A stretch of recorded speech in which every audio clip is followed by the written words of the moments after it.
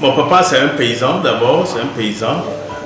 Il s'occupe de l'agriculture et il maîtrise aussi la distillerie. Et il fait le vin de palme qu'on transforme en sodabi. Et de là, je travaille avec lui déjà depuis mon enfance. Et à l'âge de 18 ans, ils m'ont envoyé à Cotonou auprès de ma grande sœur qui m'a inscrit en apprentissage de la cuisine. C'est là que j'ai fait la restauration. Et je suis cuisinier de profession. Je suis venu à Natitengu faire la restauration et j'ai installé mon restaurant. Et après la restauration, bon, j'ai croisé une amie américaine qui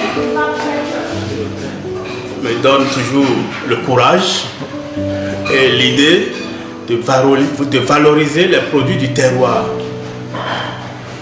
Et de là, mon aventure m'a conduit jusqu'en Afrique du Sud, dans la ville de Cape Town, où j'ai rendu visite à une microbrasserie qu'on appelle Woodstock. Et c'est de là que j'ai gagné les vraies idées de la microbrasserie. J'ai constaté ailleurs que la bière, elle est brassée simplement partout, dans les restaurants, même dans les sous-sols, dans les garages, dans les maisons. Les gens brassent la bonne bière avec n'importe quelle céréale, comme le blé, l'orge, le maïs, le sarrasin, l'épeautre, l'avoine. Et nous avons du blé, nous avons du sorgho ici. Sorgho, c'est la richesse de chez nous. C'est pourquoi j'ai adopté le sorgho comme la matière première. Et de deux, le sorgho, ça marche avec la bière, ça a une bonne teneur en mousse. C'est ça, c'est pas comme le maïs, quand on brasse, la mousse s'éteint. Non, le sorgho a une bonne teneur en mousse. Il suffit d'ajouter un peu d'adjuvant et puis ça marche. Alors en dehors du sorgho, quelles sont les autres matières que vous utilisez pour votre bière pour la rendre plus intéressante, Bon, pour lui apporter de meilleurs glucides, j'ajoute 25% de cossettes de manioc. 25% de cossettes de manioc. Le manioc développe de très bons glucides et ça améliore la qualité de l'éthanol. C'est une bière naturelle que nous sommes en train de brasser. Pas de produits synthétiques, purement naturel. Céréales, l'eau et la levure. Et c'est tout. L'houblon, c'est une épice qu'on ajoute à la bière, juste pour la rendre plus amère et plus aromatique.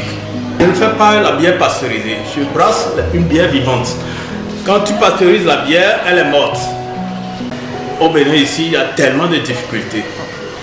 Tout d'abord, il n'y a pas les ingénieurs pratiquants qui peuvent m'aider. Et je suis le seul en train de me battre dedans, de gauche à droite, en train de faire mes recherches personnelles, en train de faire des voyages. J'ai invité les étudiantes de l'Université catholique de Louvain. Elles sont 5, elles sont venues rester ici 2 mois, elles ont travaillé avec moi, mais malheureusement, elles n'ont aucune expérience avec nos céréales d'ici. Sur le terrain au Bénin ici, nos étudiants n'ont aucune idée, ils ont fait la théorie. Chaque fois, je contacte les professeurs, les étudiants qui ont fait l'agroalimentaire. Ils n'ont aucune idée, ils ne savent faire que des jus de fruits. En matière de consommation locale, ça nous reste beaucoup. Les frères béninois n'ont pas encore compris qu'il faut valoriser ce qui est de chez soi. Quand tu croises un petit blanco, il dit toujours que sa fleur est jolie, son chien est joli, sa maison est jolie, que ceci, tout ce qui l'entoure, il l'améliore et tout est beau. Mais nous, on a de meilleurs que les Occidentaux. On a tout de beau. Tout d'abord, Dieu nous a donné un beau climat et on peut travailler 365 jours sur 365 jours. Et la verdure, le paysage, tout est amélioré, l'environnement. On est riche et on piétine la richesse, on jette, on ne sait pas valoriser. Je n'ai pas un niveau universitaire, j'ai juste le CEP. Je n'ai jamais mis pied au collège. J'ai fait la pratique, je connais, j'ai fait le toucher, j'ai appris et je maîtrise ce que je fais. Je ne fais pas de l'à peu près. Ce n'est pas l'université qui fait l'affaire. Mais le toucher, le savoir-faire, ce que tu sais faire, c'est ça qui compte au jour d'aujourd'hui.